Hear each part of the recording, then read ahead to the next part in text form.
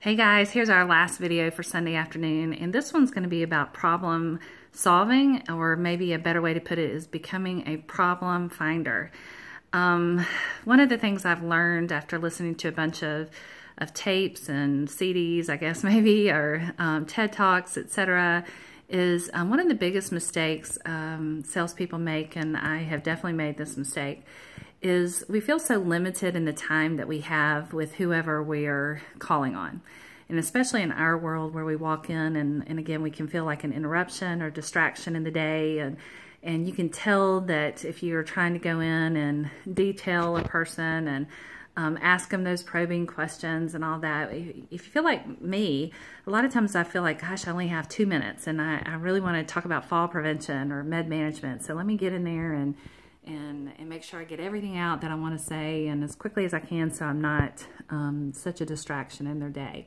And sometimes I think what happens when we do that is we're offering solutions to things that we don't even know if that's a problem yet. And I'll give you an example. So I call on a lot of specialty doctors, and I was calling on an orthopedic group right when I got out into the field within the first week. And prior to that, I had gone to Coleman and got to ride along with a girl there who is a really good at what she does in LHC. And she had an orthopedic that she called on that it was such an easy, fun experience walking in there with her. For one, there was no stopping at the window. The person that was there at the front just kind of waved her in, and she came back to the back and, of course, had a little goodie bag for everybody in the office. She dropped them off, and everybody was hugging and hey and spending time and asking questions about her family, and she was doing the same. And then the doctor himself actually came out and gave her a hug and said, you know, Janet over there in the corner has your list for you. And it was like nothing I ever have seen then, before, after.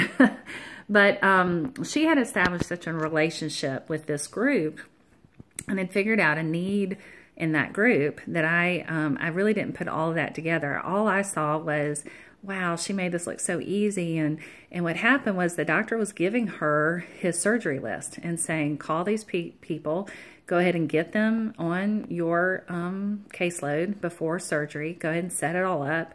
And it seemed to really benefit him. And he talked about it to me and why it was a benefit to him. So I thought, well, this just makes sense. We'll do this with everybody.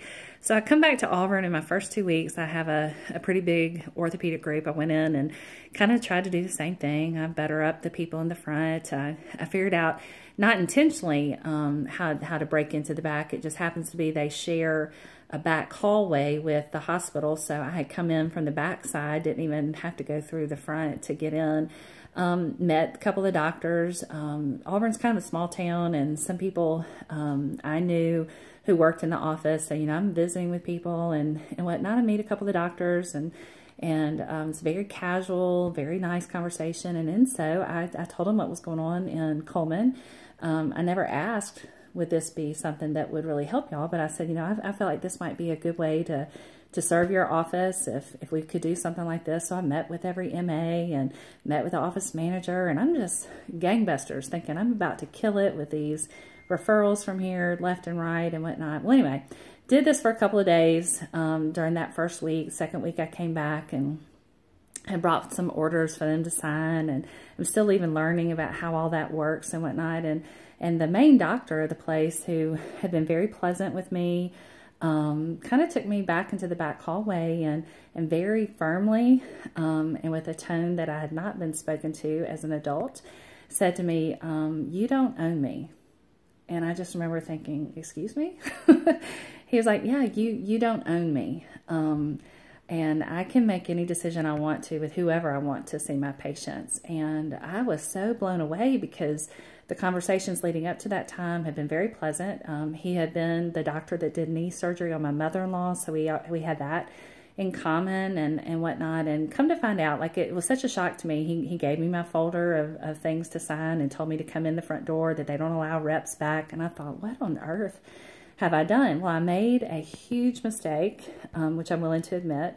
And to get to the end of that story, I'll just tell you that it was a misunderstanding. He thought that our company was actually, we were in a joint venture with the hospital, and he thought that our company was with the hospital. The hospital had done something that day that really had ticked him off, and had told him some things that he had to do because the hospital said so. And he was just feeling very much so encroached upon. And then lo and behold, I come waltzing in there acting like I own the place, and had really just gone about it in a wrong way. And I remember coming back to him and saying, you know what, help that's not perceived as help is not help at all. And I had to apologize with my tail between my legs. I had to say, I never even asked you, really, is this something that would benefit you and your patients? And I've had to work to earn that relationship back with him. Recently, my son broke his hand, and he was the doctor that fixed it, and it was a very pleasant time, and he and I had a nice conversation. But it's taken a while because I made a cardinal mistake of going in and offering a solution that was not even a problem to him.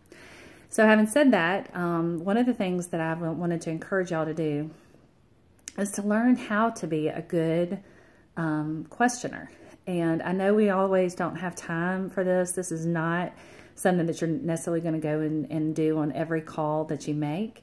But, you know, we talk about planning and about preparing and being prepared for your calls. And this is one of those conversations that maybe needs to happen during a scheduled time with a doctor or a nurse. It may not be one that you get to just kind of go in and do your pop in and say, can I have this kind of conversation with you? This is one that requires a little more time. And so anyway, one of the things that, if y'all listen to, I sent out a video that, again, was from Jerry Acuff. And he talks about how he was, again, in pharmaceuticals, and he had gone around as a sales manager with one of his sales reps. And the rep had said to him, you know, when he asked him about this particular doctor, the rep said, you know, this guy cannot be sold. And you could tell it kind of had a negative connotation with Jerry. And Jerry was like, you know, I don't want to sell him. I want to figure out what's going on. You know, how can our product best serve him and his patients? That's what I want to know. I don't want to close him. I want to find out what he needs.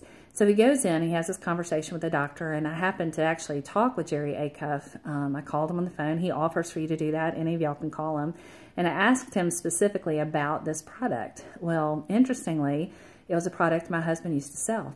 And I knew the difficulties David had with it. It was with a drug that's called a PPI, meaning it's for reflux.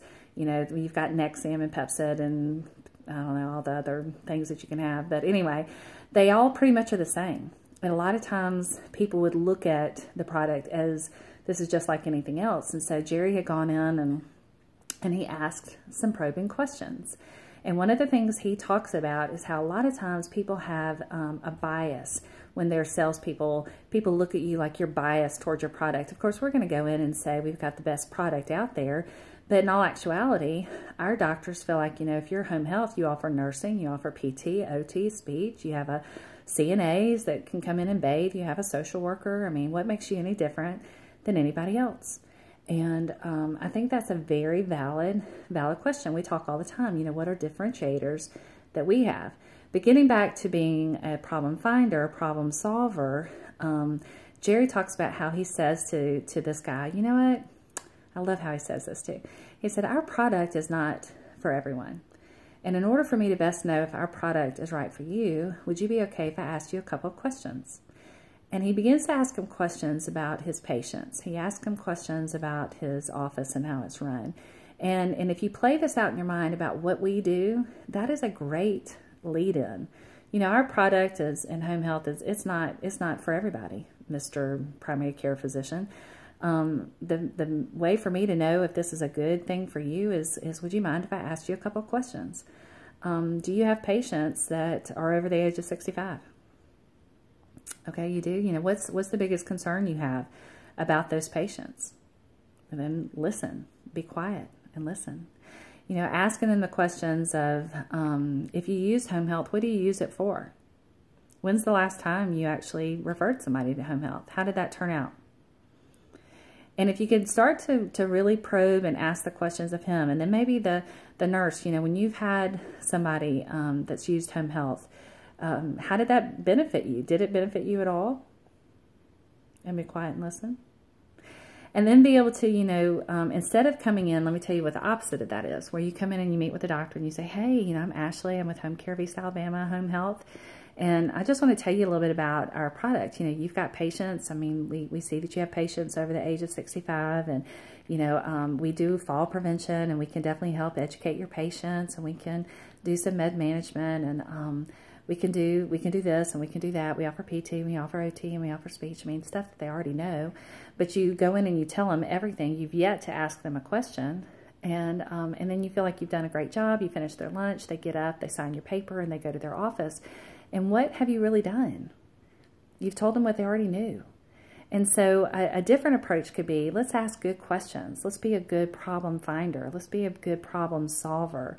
And make sure that you ask the type of questions that make them think. Now, the next thing that I'd want to lead into then is one of the things that Jeremy Miner does talk about in his sales training is the best way to get someone to actually buy your product is when they talk themselves into it. So if you ask the right kinds of questions where you get the person, you know, you ask them, when was the last time you used Home Health? Okay, why did you use it? How did that turn out for you? If there's an obstacle there, you may want to interject and answer to, you know, maybe they said, oh, it really didn't work out well. We saw no benefit at all. Well, why was that? Well, who did you use? You know, if it was another agency, then, you know, gosh, the door's wide open for you to talk about you. You know, if you end up, if he says, you know, I had a great experience with it, well, what did you refer somebody for? Well, they had fallen. Okay, and so you did PT and nursing with them? Is that what you did? Yeah, okay. Then what about other times? Have you ever referred somebody who maybe you had prescribed a new medication and they could say, you know, no, I really hadn't. Then you could say something like, well, do you think that could benefit somebody in your practice, somebody who's been on new medications? You know, do your nurses get phone calls about asking questions about medications? And you know what your doctor's going to say? Yeah, they get called all the time. Then you can say, well, do you think Home Health might benefit your nurses from having to take so many calls? And I bet you he'll probably respond in such a way that next thing you know, he's talking himself into, you know, why am I not using Home Health more often? Being able to ask those questions of, okay, so you don't use Home Health a whole lot. Do you mind telling me why? And let me see if that's something that maybe we can help. So if he says, you know what, I hate all the paperwork, which is what my specialists say. I don't want to sign them. Cardiologists don't want to sign them. My endocrinologist doesn't want to sign. Sometimes my neurologist don't want to sign. And the reason for that is a lot of times the things that someone stays on Home Health for is not necessarily related to the endocrinologist. Maybe that's something the primary can help with. So I say to them, you know what, if you've got a patient that needs our help, would it be okay with you? I ask permission first. Would it be okay with you if I asked the primary care physician if they would follow that patient? And the doctor always says, oh, you can do that? Absolutely, we can do that, because you know what, the primary care physicians are having a lot of trouble these days keeping their head above water financially. So they want to be able to take Home Health referrals. They want to sign the 485s and get the money for it. So a lot of times I'll present it kind of that way. If the paperwork is an issue, we can take care of it. Let them, you know, ask them what their obstacles are. Be quiet and let them talk. If they do mention an obstacle, ask another question about it. I guarantee you people don't do this. They don't do it. They don't take the time to do it. And we're so busy trying to make the sale and trying to get them to hear us out that we miss the opportunity. So kind of a long video right now of just encouraging you to be a problem solver and definitely a problem finder.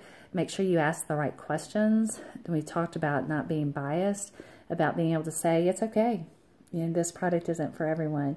And then the next video that we're going to have is going to be about the differentiators and what does make us different. And so we'll definitely pick up kind of where we left off on this one. But just want you all to think and ask yourself the true question. Remember, self-awareness is the key, if not one of the keys, to being successful. How good are you at being a problem finder? Because if you're going in and only offering solutions, you're just like any other salesperson. And we don't want you to be like any other salesperson. I want you to be different. I want you to be better. And I want you to be successful. So thank you for your time and watching these. I'm sorry this one was so long, but call me if you have any questions.